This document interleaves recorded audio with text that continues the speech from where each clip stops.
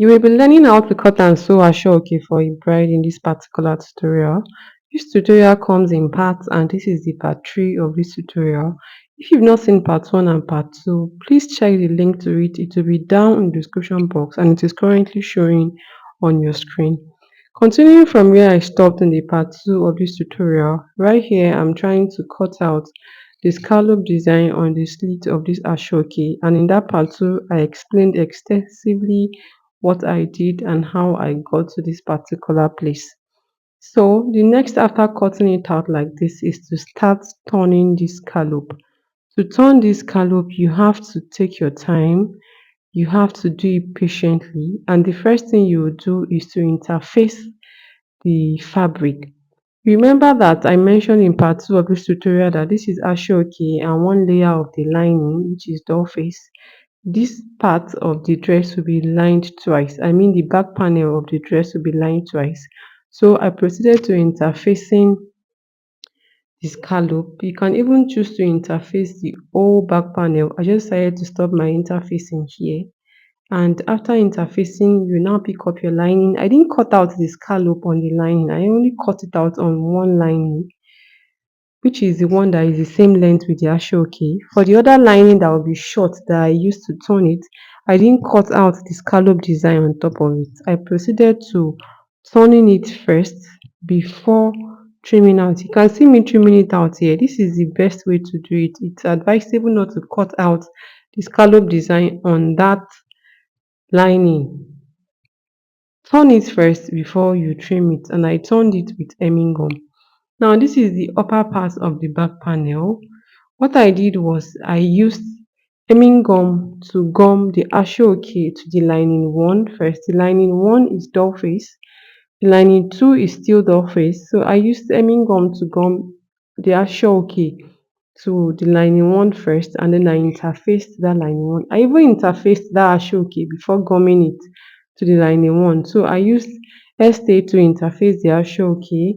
Then after attaching stay to the Ashoke, I put hemming gum in between this Ashoke and the doll face, and I used hemming gum to gum the Ashoke on the doll face. After this, I still proceeded to using ST. You can see the way I'm opening it up. I still proceeded to use ST to interface that lining one. All of these steps are very, very important and not skippable if you want your Ashoke to come out neat and perfect. Now, for the corset part of this dress, I used hemming gum. I used the wide hemming gum, but if you don't have the wide hemming gum, you can as well use that slim hemming gum. I used hemming gum to gum the chantilly to the lining one, which is the doll face. Then after that, I still used hemming gum to gum crinoline mesh. This is the crinoline mesh. I put crinoline mesh in between the lining one and this laminating foam that you are seeing. I used hemming gum to gum my chantilly lace to my lining one. Then I used hemming gum to gum crinoline mesh to that lining one. Then I now still use hemming gum to gum this laminating foam on laminating pad, however you call it, on the lining one. You know that that kind of pad does not have gum like the normal one that we know. So it was hemming gum that I used to gum it. After this, I proceeded to join it. For this particular corset, I'm not going to be caging. I didn't cage it because after using that crinoline mesh and that laminating foam and that hemming gum, everything is standing perfect. You can see the way this cup is already standing perfect. Imagine the depth of this cup is so beautiful. And do you know that I have an online class on how to cut, draft, and sew a transparent corset, and it's going for as low as 5,000 naira.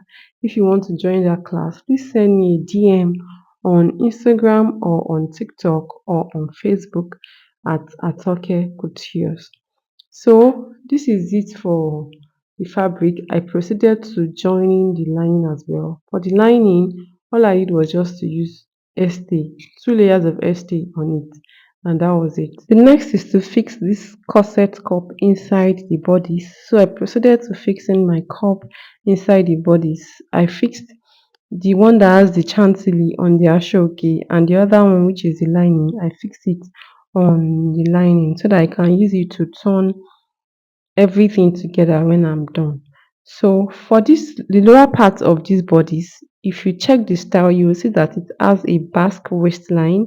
I'll still proceed to basking the waistline, but at this point, this is what the bodice of this dress is looking like. My name is Oluwatosin. In case it's the first time you're seeing my channel, and you're welcome.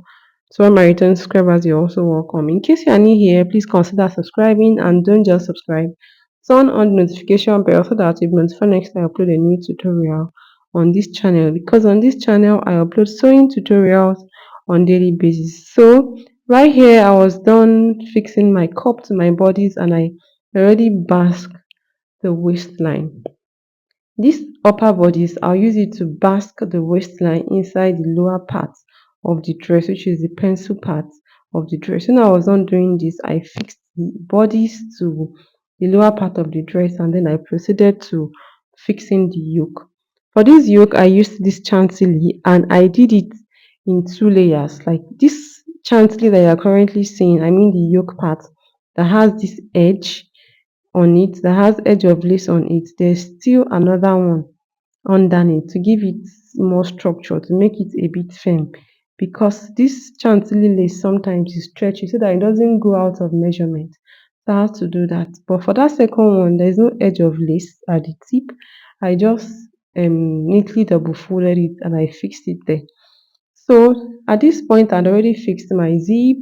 My back panel is ready.